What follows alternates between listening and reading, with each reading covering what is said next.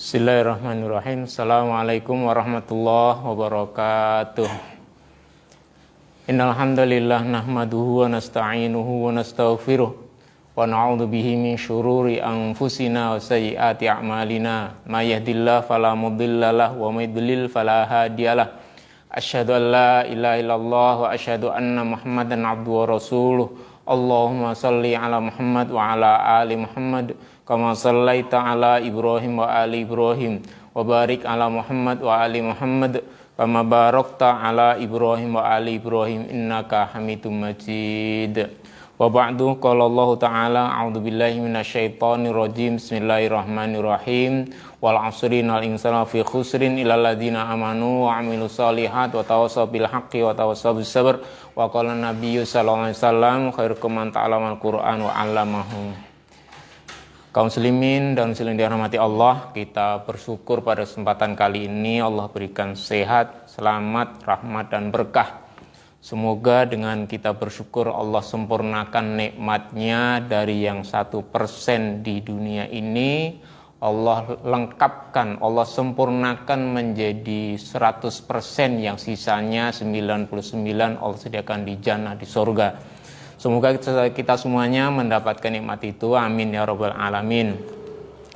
Baik, kajian kita kali ini tentang zakatul qalbi. Ini judul bahasa Arab, biasanya kita dengar itu zakatul fitri, zakatul mali, kali ini zakatul qalbi. Zakat fitri sudah kita tahu, zakat mal, zakat harta juga sudah kita tahu, zakatul qalbi insyaallah kita juga sudah tahu, yakni artinya sucinya hati. Zakatul qalbi itu sucinya hati. Sebenarnya kata zakat itu sendiri maknanya adalah tumbuh. Jadi kalau zakatul qalbi itu artinya hati yang tumbuh. An-nama, namayanmu. Kemudian ziyadatun fis shalah, tambah baik. Jadi kalau hati kita bersih, suci, dia akan tumbuh kemudian bertambah baik. Wa kamal, dan semakin sempurna. Kaum muslimin dan muslimat dirahmati Allah, kita hidup dengan jasad dan ruh. Jasad yang sudah sehari-hari kita manfaatkan untuk beramal, berbuat kesana kemari, kita jaga, kita pelihara, kita kasih makan, kita kasih minum, sehatlah dia, bisa bekerja, bisa berbuat.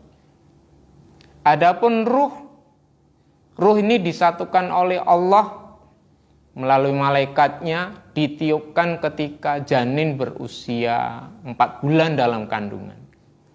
Ternyata ruh ini juga perlu makanan, perlu penjagaan, perlu nutrisi sehingga dia bisa tumbuh dengan baik. Nah, hati yang itu merupakan penggerak dari badan kita juga perlu kita perhatikan. Kalau badan kita sudah dibersihkan, sudah mandi, sudah dibersihkan, itu biasanya seger, enak, fresh, maka badan kita akan tumbuh dengan sehat. Kata orang, aku anak sehat, tumbuh dengan semangat, dikasih dengan vitamin dan lain sebagainya. Itulah badan. Juga kalau kita punya tanaman, kalau kita kasih pupuk, dihilangkan gangguan-gangguan yang bisa mengganggu tumbuhnya tanaman itu, maka tanaman akan tumbuh dengan baik. Besi, kalau karatnya itu dihilangkan, itu juga akan utuh dia. Besi itu akan utuh. Kalau dia berkilat, dia akan tetap berkilat, tidak karatan. Maka hati agar bisa tumbuh dengan baik juga perlu dibersihkan dari segala noda. Noda apa yang bisa mengotori hati? Kita sudah tahu dalam kajian-kajian sudah kita lewati, adalah dosa. Dosa itu bisa membuat hati menjadi terkendala pertumbuhannya. Kalau kata A'agim itu jagalah hati, jangan dikotori. Yang ngotori hati itu adalah dosa. Kalla bal rona ala qulubihim makan yaksibun. Sekali-kali tidak, bahwa sungguhnya hati seorang itu akan ada rona, akan ada noda ketika seorang itu berbuat dosa. Ketika dosa itu dihapus, maka hatinya akan bersih lagi. Begitulah hati, merawatnya, di samping diberikan nutrisi, gizi dengan iman, dengan tasbih, dengan amalan-amalan baik, supaya hatinya itu subur, juga perlu dijauhkan dari kotoran-kotoran dosa. Kaum muslimin dan muslimat dirahmati Allah, kalau hati sudah dibersihkan dari segala noda dosa, insya Allah hati akan kembali sehat, kembali bersemangat, kembali bersih, kembali tumbuh, dan dia akan menjadi kuat, qawiyya wastadda. Wajala sa'ala sariri mulkihi, dan hati itu akan kembali ke posisi aslinya sebagai raja dalam tubuh kita. Kata Nabi, kalau hati itu baik, maka seluruh tubuhnya akan baik. Maka kalau hati itu didudukkan dengan benar, insya Allah dia akan mengatur anggota tubuh untuk berbuat yang benar. Kaum muslimin dan muslimat dirahmati Allah, bagaimana cara menjaga agar hati itu tetap zakah, tetap tumbuh, tetap bersih, tetap suci? Ya tentunya kita harus sering-sering membersihkan hati dari segala yang mengotori. Rasulullah SAW itu sudah memberikan contoh untuk kita. Beliau setiap hari tidak kurang dari 80 kali mohon ampun kepada Allah. Di hadis yang lain disebutkan tidak kurang dari 100 kali mohon ampun kepada Allah. Karena memang dosa yang kita kerjakan itu kalau diteliti satu persatu sangat banyak. Dosa mata, dosa telinga, dosa lisan, dosa tangan, dosa kaki, dosa perut, dosa kemaluan. Itu kalau dihitung-hitung dalam sehari semalam sangat banyak dosa kita. Makanya cara membersihkannya dengan istighfar, bertaubat kepada Allah Azza wa Jalla.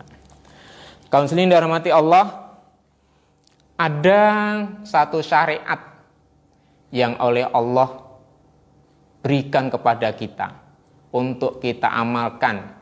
Semoga dengan itu hati kita akan azka, akan lebih bersih. Allah Azza wa Jalla berfirman dalam surah An-Nur ayat 30 dan 31. A'udzubillahi minasyaitonirrajim. Qul lil mu'minin yaghuddu min absarihim. Katakan pada laki-laki beriman, hendaklah mereka menundukkan sebagian pandangan mereka. Wa yahfadzu furujahum, dan hendaklah mereka laki-laki beriman itu menjaga farjinya, kemaluannya. Allah jelas berikutnya, dzalika azka lahum, itu menjadikan mereka, orang beriman laki-laki, azka, lebih bersih, azka. Innallaha khabirum bima yasnaun, sungguhnya Allah Maha mengetahui apa yang mereka perbuat. Para kaum muslimin dan muslimat dirahmati Allah, Imam Ibnu Qayyim al-Jauziyah dalam kitab beliau Ighatsatul Lahfan mengatakan, faja'ala zakah ba'da ghabdil basar wa hifdil farj. Dalam ayat ini Allah menjadikan sucinya hati itu setelah dua hal. Pertama, setelah ghabdul basar, menundukkan pandangan, wa hifdil farji, dan menjaga kemaluan. Orang kalau rajin menjaga pandangan akan dibersihkan hatinya. Orang kalau rajin menjaga kemaluan akan disucikan hatinya. Inilah resep dari Allah dalam Quran surah An-Nur ayat 30. Nanti ayat 31-nya untuk wanita yang beriman, sama isinya. Menundukkan pandangan. Tentang menundukkan pandangan ini beliau, Imam Ibnul Qayyim al-Jauziyah menjelaskan ada 3 faedah utama di kitab ini. Nah, di kitab yang lain lebih banyak, tapi di sini cuma berapa hal saja. Pertama, halawatul iman waladzatu. Orang kalau rajin menjaga pandangan, artinya menjaga pandangan itu yang halal-halal boleh dilihat, yang haram dihindari, itu akan mendapatkan halawatul iman, manisnya iman, enaknya jadi orang beriman. Waladzatuhu, dan lazid, nyaman, enak. Alatiya ahla wa atyab, itu akan terasa lebih manis dan lebih harum. Kenapa? Karena rajin memilah-milah, memilih-milih mana yang menyelamatkan, mana yang tidak. Mana yang berfaedah dan mana yang tidak. Karena man taroka syai'an lillah, siapa yang meninggalkan sesuatu karena itu dilarang oleh Allah, awwadahullah azza wa jalla khairan minhu. Yang lo larang tadi ditinggalkan. Sesuatu yang gak boleh dilihat tadi ditinggalkan. Maka janjikan awwadahullah, Allah akan ganti dengan yang lebih baik dari itu. Nah, tidak bisa pungkiri bahwa kita itu sebagai manusia suka melihat. Namanya Allah kasih indera penglihatan. Suka melihat. Cuma cara melihat oleh Allah dibatasi. Ada yang boleh, ada yang tidak. Sesuatu yang indah, yang bagus, biasanya pengen kita lihat. Cuma ada batasnya. Walaupun bagus, indah, kalau itu dilarang, itu akan harus ditinggalkan. Karena kalau tidak, nanti akan menjadikan hatinya rusak. Karena matanya melihat sesuatu yang dilarang oleh Allah. Kaum muslimin dan muslimat yang dirahmati Allah, karena mata itu sebagai jendela untuk hati, maka ketika mata itu dibebaskan melihat apa saja, yang halal-halal, yang haram-haram, yang baik-baik, yang tidak baik, bebas dilihat oleh mata, maka berarti nanti akan masuk melalui jendela mata ini, masuk ke dalam hati. Sehingga hatinya itu sibuk untuk memikirkan, untuk merasakan, untuk mengolah informasi yang masuk melalui jendela mata ini ada ini, ada itu, ada ini, ada itu, ada merah, ada putih, ada hitam, dan sebagainya. Nanti menjadi sibuk hati ini karena semua dilihat oleh mata. Maka kemudian Allah membatasi sebagian hal yang merusak hati itu harus dihindari. Maka dalam Quran surah An-Nur 30 ini Allah membatasi hendaklah orang beriman itu menundukkan sebagian pandangannya. Nah, tentunya dari hal yang diharamkan oleh Allah Azza wa Jalla. Ketika yang dilihat yang baik-baik, yang dilihat yang halal-halal, maka hati akan terasa aman karena enggak masuk racun yang membahayakan. Tapi ketika mata itu leluasa melihat semuanya, yang halal, yang haram, yang baik, yang buruk dilihat, maka hati akan teracuni. Ya kalau yang dilihat yang halal, kalau yang dilihat yang haram, yang merusak, nanti hati akan kotor, akan rusak. Itulah makanya dalam kajian Zakatul Qalbi ini kita berusaha untuk sama-sama menjaga hati kita melalui taubat dari segala dosa dan menjaga pandangan mata.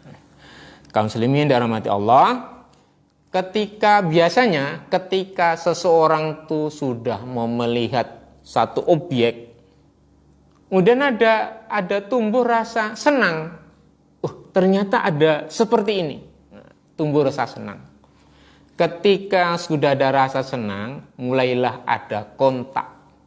Ada alaqah, ada hubungan antara yang dia lihat, dia rasakan, mulai ada hubungan. Si A begini. Rasa senang yang merupakan buah daripada melihat tadi, nanti kalau diteruskan dengan hubungan, dengan kontak, akan meningkat menjadi sesuatu yang disebut dengan sobabah. Perhatiannya akan ke situ, akan sering memikirkan, akan sering merasakan, akan sering mengingat. Sobabah. Senang, senang, senang. Perhatiannya tambah. Energinya bisa sampai ke situ, terkuras ke situ. Thumma taqwa fatasiru goroman. Ketika sudah fokus banyak ke situ, terus diikuti sesuatu yang disukai tadi, maka dia akan lengket. Nggak mau pisah. Pokoknya harus si A. Kalau nggak si A, nggak bisa. Nah, gitulah rasa cinta yang dia dengan melihat cinta, kemudian fokus, perhatian, mengingat, akhirnya menjadi goroman, lengket, lekat. Cintanya itu melekat. Apa hanya sampai di situ? Kalau terus urusan diikuti, nanti akan meningkat lagi fayasiru ishqan, asyik. Udah asyik, apa itu asyik? Wawal hubbu al-mufrid. Cinta yang berlebihan. Kalau cinta sekedar cinta, ada waktunya, ada batasnya, ada ukurannya. Udah cinta yang berlebihan, itu nggak kenal batas, nggak kenal waktu, nggak kenal tenaga. Pokoknya semua, kapan saja, siang, pagi, siang, sore, malam itu udah asyik. Berarti kalau ada anak-anak kita itu lagi asyik main-main itu, oh itu nggak tahu. Nah, masuk udah sore main di sana. Asyik dia mana kenal sore, mana kenal malam. Asyik dia untuk main-main. Itulah asyik. Makanya kalau kita melihat sesuatu dan tumbuh rasa cinta, kemudian fokus perhatian ke situ, kemudian jadi lengket perhatiannya, makin lengket dan kemudian bertambah dalam menjadi asyik. Inilah bahayanya pandangan mata kalau dibebaskan pada hal yang, kalau yang halal bagus, kok kayak itu tadi yang halal, fokus yang halal, melihat yang halal, kemudian jadi suka yang halal, bagus. Tapi kalau sampai yang haram yang dilihat, nanti sangat berbahaya.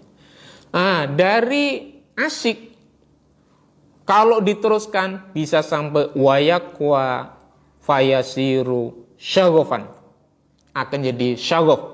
Syagof itu wal hubbul ladzi qad wasala ila syagofil qalbi wa dakhilihi.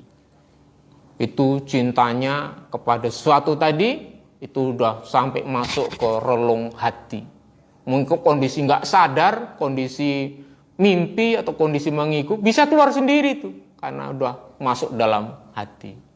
Itulah urut-urutan sesuatu yang awalnya hanya dilihat, kemudian bisa menjadi senang, kontak, senang, kemudian bisa meningkat, dan akhirnya masuk ke dalam hati, sangat dalam. Maka pandangan mata ini, kalau kita arahkan pada yang halal, maka kita akan mencintai yang halal, mencintai yang baik. Tapi kebalikannya, pandangan mata ini kalau dibebaskan, menerjang batasan yang haram, maka nanti juga akan senang pada yang haram, dan terus kok dibiarkan akan membahayakan si pemilik hati tadi. Karena sudah hatinya menjadi hati yang hatinya udah terkurung oleh apa yang dia lihat, apa yang dia cintai tadi. Kaum muslimin dan muslimat yang dirahmati Allah, itulah bahayanya pandangan. Kalau tidak kita jaga, akan mengarah ke suatu hal yang bisa positif, bisa negatif. Maka kita jaga. Kemudian seperti yang dalam kisah yang sudah kita kenal, Nabi Yusuf alaihissalam. Nabi Yusuf alaihissalam ini oleh Allah diberikan kelebihan fisik yang tampan. Sampai ada ibu Imra'atul Aziz, ibu angkatnya yang tergoda dengan Nabi Yusuf. Tapi dalam kisahnya yang kita ketahui, dalam kondisi yang hampir terjadi perbuatan tidak bagus itu, ini juga berawal dari pandangan. Tiap hari siang, pagi, siang, sore, malam melihat, memandang, nampak. Nah, akhirnya muncul keinginan-keinginan yang menjurus kepada perbuatan yang tidak Allah sukai. Tapi yang kita harus ambil pelajaran adalah seperti Allah katakan, kadzalika linasrifa anhu su' wal fahsya. Demikianlah kami palingkan Nabi Yusuf itu dari perbuatan tidak baik, su' wal fahsya, dan keji. Hampir berbuat tidak baik, tapi Allah palingkan. Wah, ini suatu hal yang istimewa. Kenapa demikian? Innahu min ibadinal mukhlasin. Karena Nabi Yusuf, Allah katakan, termasuk hamba-hamba kami yang mukhlasin, yang murni kecintaannya. Apa? Cinta kepada Allah. Tadi kita sampaikan bahwa hati ini memang suka mencintai sesuatu, melihat sesuatu. Kalau tidak diarahkan ke yang halal-halal, nanti hati itu akan mencintai yang haram. Kalau tidak dialihkan, difokuskan pada hal yang baik-baik, nanti hati itu akan mencintai sesuatu yang tidak baik. Maka karena Nabi Yusuf ini orangnya baik dari kecil, kemudian sampai tumbuh remaja, orangnya baik, hanya Allah yang dicintai, akhirnya perbuatan dosa itu Allah hindarkan. Maka ini suatu pelajaran bagi kita, kalau kita murnikan cinta kita lebih besar pada Allah, pada Rasul, pada amalan-amalan yang baik, insya Allah perbuatan yang tidak baik itu akan terhindar. Insya Allah, biidznillah. Kemudian faedah yang lain dari Ghuddul Basar, menjaga pandangan agar kita bersih hatinya adalah nurul qalbi wasihhatul firasah.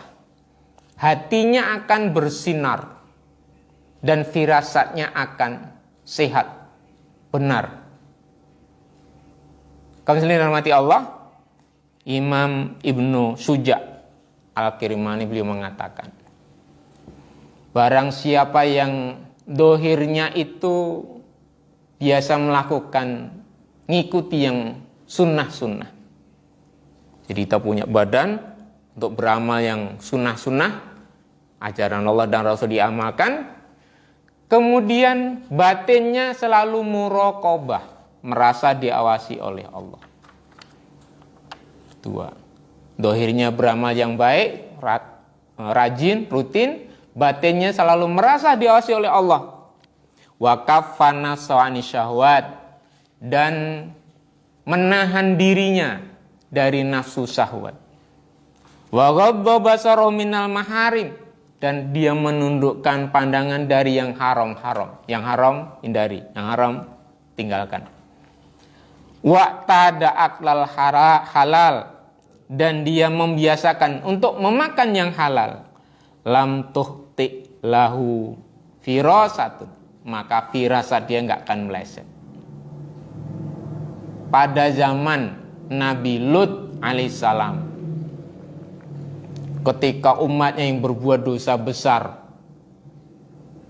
dibinasakan oleh Allah, itu umatnya yang baik-baik itu Allah katakan sebagai al-mutawassimin, orang-orang yang punya firasat. Artinya orang-orang yang pandangannya itu terjaga dari hal-hal yang haram. Maka umat Nabi Lut yang baik, yang selamat dari azab besar yang buminya dibalikkan oleh Allah itu, mereka adalah orang-orang yang mutawassimin, orang punya firasat yang benar. Bersama Nabi Lut, mereka diungsikan, meninggalkan kota Sodom itu, kemudian mereka diselamatkan oleh Allah. Itulah mereka al-mutawassimin. Kaum muslimin yang dirahmati Allah, orang yang menjaga pandangan, dibatasi dengan yang halal-halal, dan dihindarkan dari yang haram-haram, insya Allah hatinya bercahaya. Kemudian yang ketiga, singkat aja ini tinggal sedikit waktunya. Orang yang ghaddul basar, menjaga pandangan, akan Allah berikan kuwatul qalbi, hati yang kuat, wasabatuhu, dan keteguhan hati, wasyaja'atuhu, dan keberanian hati. Fayutihillahu ta'ala biquwati sultanin nusrah kama atau binurihi sultanal hujjah. Allah akan berikan pada orang tadi dua kekuatan. Kekuatan untuk bisa berbuat yang baik, sultan nusrah, dan kekuatan untuk bisa menyampaikan hujjah yang benar. Fajama'alahu baina sultanaini, Allah berikan pada orang tadi dua. Maka orang demikian akan diberikan kekuatan hati, keteguhan, dan keberanian. Wayahrubu asyaiton minhu. Kalau demikian orangnya, Allah berikan kekuatan seperti ini, setan akan lari darinya. Kama fil asar innalladzi yukhalifu hawahu yafruqu syaiton min dilli. Dalam sebuah asar disebutkan, orang yang biasa menyelisih hawa nafsunya, meninggalkan kemauan hawa nafsunya, maka setan akan meninggalkan naungan orang tadi. Orang dia mau dekat-dekat, setannya enggak berani, dan dia lari. Para kaum muslimin, dalam muslimat dirahmati Allah. Jadi dari uraian singkat tentang zakatul qalbi. Zakatul qalbi sini bukan membayar zakat, hatinya dibayarkan zakatnya apa seberapa, bukan gitu. Zakatul qalbi itu adalah mensucikan hati agar hati kau udah suci, bersih, dia bisa tumbuh, bisa normal, bisa berfungsi sebagai rajanya tubuh. Karena tubuh ini yang berkuasa, yang mengatur adalah hati. Nah, kalau hati itu sehat, insya Allah dia akan mengatur anggota badan sehingga anggota badannya semuanya menjadi baik. Bagaimana caranya agar hati itu bersih, suci, tumbuh dengan normal, berfungsi dengan baik adalah dengan banyak menjaga diri dari perbuatan dosa dengan bertaubat. Nabi SAW itu banyak beristighfar dalam sehari semalam 80 kali, 100 kali, bahkan mungkin lebih dari itu. Dan di antara sekian banyak istighfar itu ada namanya Sayyidul Istighfar, yang kalau dibaca pagi hari, Allahumma anta rabbi la ilaha illa anta, dan seterusnya. Kalau kita meninggal pada siang itu, karena bacanya pagi, kalau siangnya meninggal, kata Nabi, maka dia akan masuk calon penghuni surga. Nabi lagi berkata, kalau dia baca Sayyidul Istighfar itu di waktu sore, malamnya meninggal, insya Allah dia akan menjadi calon penghuni surga, kata Nabi SAW. Jadi itu cara mensucikan hati dengan bertaubat. Kemudian yang tambahnya adalah bagaimana mensucikan hati dengan surah An-Nur ayat 30 dan 31. Caranya dengan menjaga pandangan dan menjaga kemaluan. Menjaga pandangan, tadi yang pertama punya fungsi. Apa itu fungsinya? Yang pertama adalah kita akan merasakan manisnya iman. Lezatnya jadi orang beriman. Kenapa? Karena yang kita lihat, yang baik-baik, yang halal-halal, yang nyaman-nyaman di hati, tidak membahayakan, tidak merusak, sehingga yang ada adalah sesuatu yang membahagiakan. Lihat istri halal, lihat anak-anak, alhamdulillah. Pokoknya yang halal-halal lah, insya Allah kita akan merasa nyaman. Tapi kalau yang haram-haram dilihat, itu nanti akan membahayakan seperti yang sudah kita uraikan tadi. Yang kedua, orang yang menjaga pandangan akan diberi cahaya hati, sehingga firasat hatinya akan tidak meleset, akan benar. Dan yang terakhir adalah orang yang menjaga pandangan akan diberikan kekuatan, ketabahan, dan keberanian, sehingga hatinya akan berfungsi untuk mengatur anggota badan untuk menjadi pribadi yang mukmin, yang baik, yang dia akan menyebarkan kebaikan, kemaslahatan untuk dirinya sendiri, keluarga, dan masyarakat, insya Allah. Demikianlah kajian tentang zakatul qalbi, sucinya hati. Semoga hati kita bisa terjaga kesuciannya. Kalau udah terlanjur kotor, cepat-cepat dibersihkan agar setiap waktu bisa kita merasakan nikmatnya jadi orang yang beriman. Kalau ada yang tidak berkenan, mohon untuk dimaafkan karena manusia biasa punya keterbatasan sehingga mungkin ada kata-kata yang tidak untuk didengar, untuk terucap juga, makanya mohon untuk dimaafkan. Baik, subhanaka Allahumma bihamdik asyhadu alla ilaha illa anta astaghfiruka wa atubu ilaik. Assalamualaikum warahmatullahi wabarakatuh.